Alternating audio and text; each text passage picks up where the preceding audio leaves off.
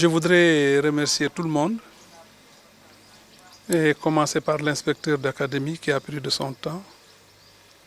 Et nous comprenons que c'est une journée très chargée dans son académie.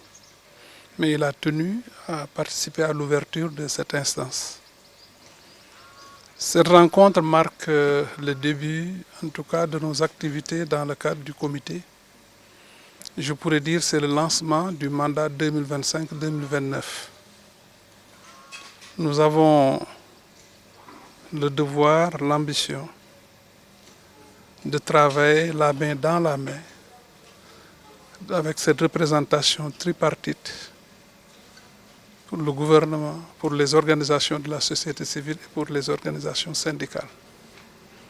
Mais nous pensons également que le dialogue social ne peut pas s'arrêter à Dakar. Parce que l'essentiel et le cœur du système, c'est le niveau, j'ai dit, déconcentré et décentralisé. Il est important que nous arrivions à structurer tout cela et mener ensemble cette mission combien exaltante. Et quand nous travaillons pour nous-mêmes? Non, mais nous travaillons pour notre pays, pour les citoyens sénégalais et surtout pour l'école sénégalaise. Et dans ce secteur de l'éducation et de la formation, il n'y a pas un citoyen qui est de trop. Et c'est là où nous lançons un appel pour une mobilisation autour du dialogue social. Nous voudrions que le dialogue social soit un instrument au-delà de la reconnaissance, mais qui trouve sa place dans les politiques publiques. Je crois que nous avons traversé 2 décennies où à chaque fois qu'on nous parle d'un espace pacifié, d'un climat pacifié, une condition essentielle pour le développement de notre système. Et au-delà, quand nous aurons réussi cela, nous voudrions atteindre la performance de notre secteur. C'est sur ces mots que je dis, tous ensemble, travaillons pour un dialogue social qui puisse permettre à l'école sénégalaise, dans le cadre de l'éducation et de la formation, de relever les défis pour que demain, nous puissions dire que notre école est en train d'engranger des résultats et concrètement les populations pourront mettre le doigt et apprécier clairement que nous sommes en train en tout cas d'apporter des transformations dans ce secteur. Je m'appelle Gana Sen, je suis l'inspecteur d'académie de Thiès. Il faudrait tout d'abord se réjouir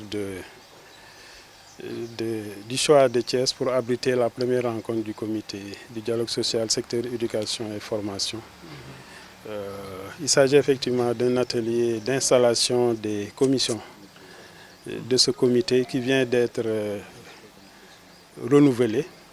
Et il s'agira aujourd'hui vraiment d'aller dans le sens effectivement d'installer ce comité, mais également de définir ce que je pourrais appeler leur cahier de charges afin que le travail puisse commencer.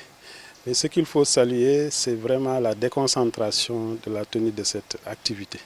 Ils auraient pu la tenir dans un hôtel à Dakar, mais ils ont choisi, le président et ses membres, vraiment ils ont choisi de descendre sur le terrain.